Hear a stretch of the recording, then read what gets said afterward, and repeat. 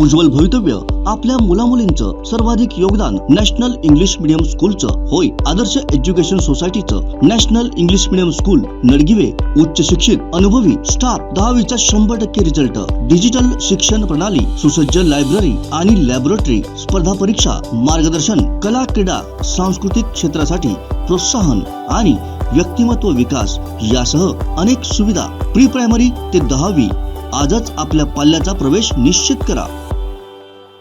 अनेक ऐतिहासिक निर्णय गेल्या 9 वर्षात घेतलेत. मोदींच्या रूपाने देशाला खंबीर नेतृत्व मिळालंय. भविष्यात नरेंद्र मोदींशिवाय पर्याय नाही असा विश्वास सार्वजनिक बांधकाम मंत्री रवींद्र चव्हाण यांनी व्यक्त केलाय. राजापुरातील भाजपच्या महाजनसंपर्क अभियानात ते बोलत होते. आपण या मोदी @9 या जनसभेच्या माध्यमातून आपल्याला सर्वांना माहित आहे की 2014 पासून आदरणीय पंतप्रधान नरेंद्र मोदीजींनी पंतप्रधान म्हणून ज्या वेळेला संसदेमध्ये पाऊल टाकलं तो दिवस आणि इंडियाचे पंतप्रधान म्हणून उमेदवार म्हणून त्यांना घोषित केलं गेलं तेव्हापासून सतत पायाला भिंगरी लावून चालणारे व दिवसातील 24 तासापैकी 18 तास काम करणारे असे देशाला लाभलेले पंतप्रधान आणि त्यांनी या देशाच्या सर्वांगीण विकास कसा झाला पाहिजे, प्रत्येक क्षेत्रामध्ये भारत देश हा पुढे कसा गेला पाहिजे, अव्वल कसा आला पाहिजे, शेतकऱ्यांना शेतीच्या उत्पन्नामध्ये शेतकरी म्हणून काम करत असताना त्यांचं उत्पन्न डबलिंग झालं पाहिजे आणि म्हणून त्यांना पूरक व्यवसाय कसे निर्माण करता येतील यासाठी केले गेलेले प्रयत्न, प्रत्येक महिला आणि त्या महिलेसाठी आवश्यक असणाऱ्या व्यवस्था उभं करणं, एक संवेदनशील पंतप्रधान म्हणून त्यांनी केलेल्या योजना, मग ती प्रत्येक महिला, मग ती ग्रामीण भागातील असेल किंवा शहरी भागातली असेल, या दोन्ही भागातील महिलांसाठी असेल, त्यांनी केलेल्या योजना, मग ती उज्ज्वला योजना असेल किंवा सर्वसामान्य माणसाला आवश्यक असणाऱ्या प्रत्येक विषयाला स्पर्श करण्याचं काम माननीय पंतप्रधानांनी केलं. शेतकरी असेल, कष्टकरी असेल, त्याचबरोबर इथला असणारा प्रत्येक युवक असेल, या युवकाच्या हाताला काम मिळालं पाहिजे आणि म्हणून त्या प्रत्येक युवकाच्या जीवनामध्ये एक वेगळ्या पद्धतीने त्याला त्याच्या पायावरती उभं राहण्यासाठी मुद्रा सारखी योजना असेल, स्टार्टअप सारख्या योजना, या सर्व योजनांच्या माध्यमातून खऱ्या अर्थाने देशातील तरुणाला एक वेगळ्या पद्धतीने एक चांगलं असं योगदान माननीय पंतप्रधान नरेंद्र मोदीजींनी दिलं. आपण सर्वजण जाणता करोनाच्या काळामध्ये जगाची असणारी परिस्थिती आपल्याला सर्वांना माहित आहे. आपल्या जवळचे असणारे देश, मग तो पाकिस्तान असेल, बांगलादेश असेल, श्रीलंका असेल, या सर्व देशांची झालेली परिस्थिती तुम्हाला मला सर्वांना माहित आहे. या देशामध्ये अन्नाविना त्या ठिकाणी कशा पद्धतीची परिस्थिती निर्माण झाली हे तुम्ही आम्ही सर्वजण जाणता. परंतु माननीय पंतप्रधान नरेंद्र मोदीजींनी गरीब कल्याण योजनेच्या माध्यमातून या देशामधील असणाऱ्या 80 कोटी लोकांना मोफत धान्य देऊन खऱ्या अर्थाने सरकार मायबाप कसं असतं याचं ज्वलंत उदाहरण म्हणजे माननीय पंतप्रधान नरेंद्र मोदींचं केंद्रामधलं सरकार होतं. आरोग्याची व्यवस्था आपण सर्वजण जाणता. तुम्ही आणि आम्ही सर्वजण जो श्वास घेतोय, आज तुम्ही आणि आम्ही सर्वजण जे जीवन जगतोय, करोनाच्या काळामध्ये जर तुम्हाला आम्हाला सर्वांना जर लस मिळाली नसती तर काय चित्र असतं याची तुम्हाला आम्हाला सर्वांना कल्पना आहे. आणि म्हणून माननीय पंतप्रधान नरेंद्र मोदीजींनी जे ऐतिहासिक निर्णय हे गेली 9 वर्ष घेतले, ते 9 वर्ष घेतले गेलेले निर्णय तुम्हाला आम्हा सर्वांना माहित आहेत. सर्जिकल स्ट्राईक तुम्हाला आम्हाला सर्वांना माहित आहे. पूर्वीचा पाकिस्तान, बाजूचा असणारा चीन, या देशांची त्यावेळेची असणारी दादागिरी तुम्ही आम्ही सर्वांनी पाहिली आहे. परंतु या देशामध्ये एक खंबीर नेतृत्व नरेंद्र मोदींच्या रूपाने आल्यानंतर आता आपण पाहताय की या सर्व देशांमध्ये आपल्याला कशा पद्धतीने वागणूक आज बदलली आहे.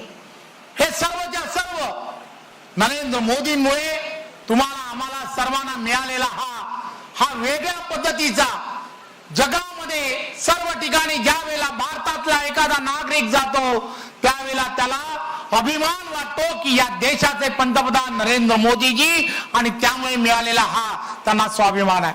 आणि म्हणून तुम्ही आम्ही सर्वांनी एक गोष्ट लक्षात घेतली पाहिजे की येणारा काळ 2024 हे वर्ष तुम्हा आम्हा सर्वांसाठी अत्यंत महत्वाचं आहे.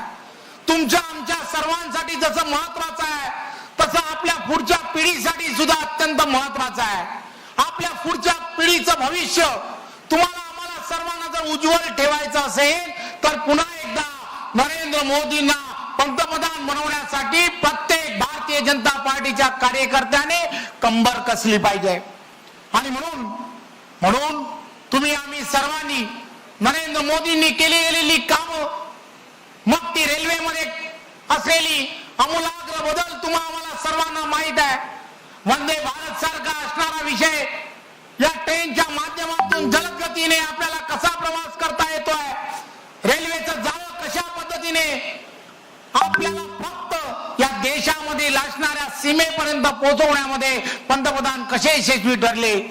नितीन गडकरींच्या माध्यमातून आपल्याला लक्षात येत असेल की आपल्याला पूर्वी आपला देश आणि देशाच्या असणाऱ्या सीमा या असुरक्षित होत्या, कारण त्या सर्व सीमांपर्यंत जाण्यासाठी दळणवळणाची साधनं नव्हती. आज आपल्याला लक्षात येत आहे की रस्त्याचं जाळं एवढ्या मोठ्या प्रमाणामध्ये गडकरी साहेबांनी या बॉर्डर पूर्ण भागामध्ये पसरवलं आहे की आपला देश आज वेगळ्या दिशेला जायला सुरुवात झाली आहे. आज संरक्षणामध्ये आम्ही एक वेगळं पाऊल उचललंय. यामध्ये सुद्धा आपण जास्तीत जास्त इन्व्हेस्टमेंट करायला सुरुवात केली आहे. हे सर्वच्या सर्व नरेंद्र मोदींमुळे तुम्हा आम्हाला सर्वांना सहजपणे प्राप्त झालंय. आपण सर्वजण एक गोष्ट लक्षात घेतली पाहिजे, कोकणातल्या असणारा प्रत्येक जण याने सुद्धा ही गोष्ट लक्षात घेतली पाहिजे. इथला असणारा प्रत्येक शेतकरी आदरणीय पंतप्रधान नरेंद्र मोदीजींमुळे किसान सन्मान योजनेचे 6,000 रुपये आपल्याला सर्वांना आपल्या अकाउंटमध्ये डायरेक्ट जात होते. आज आदरणीय मुख्यमंत्री एकनाथराव शिंदे, आदरणीय उपमुख्यमंत्री देवेंद्रजींमुळे नमो सन्मान योजनेच्या माध्यमातून राज्याकडून सुद्धा 6,000 रुपये या किसानांच्या, शेतकऱ्यांच्या अकाउंट मध्ये जायला सुरुवात होणार आहे. एवढ्यावरतीच शिंदे फडणवीस सरकार थांबलेलं नाही. कोकणाचा विकास झाला पाहिजे. कोकणामधील असणारा प्रत्येक विषय, मग इथले असणारे साकव असतील, हे सगळेच्या सगळे विषय मार्गी न्यावे पाहिजेत. यासाठी महामंडळाची स्थापना सुद्धा ही करण्याचा निर्णय हा सरकारच्या माध्यमातून झाला. कोकणामधील असणारा प्रत्येक रेल्वे स्टेशन हे चांगलं असलं झालं पाहिजे. रेल्वे स्टेशन पासून आपल्याला हायवे पर्यंत जाणारा रस्ता सुस्थितीत असला पाहिजे, त्याचं सुशोभीकरण झालं पाहिजे. आणि म्हणून पीडब्ल्यूडीच्या माध्यमातून जवळजवळ 19 स्टेशन येणाऱ्या काळामध्ये आपल्याला सुस्थितीमध्ये आणि सुशोभित करण्याचं काम येणाऱ्या काळामध्ये केलं जात आहे. हे एवढ्यावरती झालेलं नाही. आपण सर्वांनी एक गोष्ट लक्षात घेतली पाहिजे की कोकणामध्ये आंबा, काजू हे अत्यंत महत्वाचं पीक आहे. आणि म्हणून काजू बोर्डाची निर्मिती करण्यात आली आणि त्याला आर्थिक तरतूद करण्याचं काम सुद्धा आदरणीय मुख्यमंत्री एकनाथराव शिंदे आणि आदरणीय उपमुख्यमंत्र्यांनी केलाय. काजूचा असणारा बोंड, या बोंडापासून सुद्धा आपल्याला फक्त कमी पैसे मिळतात. आणि म्हणून या बोंड्या, जो बोंडू आहे त्या बोंड्याच्या अर्कापासून सुद्धा आपल्याला काही अनेक प्रकारचे अनेक प्रकारे त्याच्यातून जो अर्क आहे तो अर्क काढून अनेक रसायनं ज्यामध्ये आहेत ती काढण्याचं काम आणि त्यासाठी लागणारी तरतूद ही जवळजवळ 70 कोटी रुपयाची तरतूद ही शासनाच्या माध्यमातून होते आणि मग त्यामुळे आपला बोंडू जो आज 1 रुपयाला जातोय तो येणाऱ्या काळामध्ये 5 ते 7 रुपयाला जाईल अशा प्रकारचा विचार हा शिंदे फडणवीस सरकार करताय आणि त्यामुळे तुम्हाला आम्हाला सर्वांना एक गोष्ट लक्षात घेतली पाहिजे की इथल्या असणाऱ्या प्रत्येक भारतीय जनता पार्टीच्या कार्यकर्त्याने माननीय पंतप्रधान नरेंद्र मोदीजींनी नड्डाजींनी जे अभियान तुम्हाला आम्हाला सर्वांना सांगितलं आहे आपण सर्वांनी घरोघरी जायचं आहे गावागावामध्ये जायचं आहे खेड्यापाड्यामध्ये असणाऱ्या प्रत्येक वाडीपर्यंत जायचं आहे आणि नरेंद्र मोदींना 2024 ला पुन्हा पंतप्रधान बनवण्यासाठी जे समर्थन त्यांना मिळालं पाहिजे त्यासाठी प्रत्येक घरामध्ये जाऊन आपली भूमिका त्यांच्यापर्यंत पोहोचवली पाहिजे आपलं हँडबिल त्यांच्यापर्यंत पोहोचवलं पाहिजे त्या हँडबिल वरती असणारे प्रत्येक विषय हा त्यांना समजून सांगितला पाहिजे आणि येणाऱ्या काळामध्ये पुन्हा एकदा या देशाला पुन्हा एकदा माननीय पंतप्रधान नरेंद्र मोदींच्या नेतृत्वामध्ये 2024 ला एनडीएचे 400 खासदार जिंकून आणायचे आहेत आणि त्यासाठी तुम्ही आणि आम्ही सर्वांनी प्रयत्न करायचा आहे पुन्हा आपल्या सर्वांचं आपण या अभियानामध्ये सर्व ठिकाणी गावोगाव जाऊन हे अभियान यशस्वी करण्यासाठी जे काम करतायत अधिक जोमाने 8 जुलै पर्यंत हे काम अजूनही जोरात करा एवढीच आपण सर्वांना विनंती करतो कोकणातल्या ताज्या घडामोडी आणि लाईव्ह अपडेट्ससाठी फॉलो करा कोकणचं नंबर 1 महा चॅनल कोकण 7 लाईव्हचं फेसबुक पेज.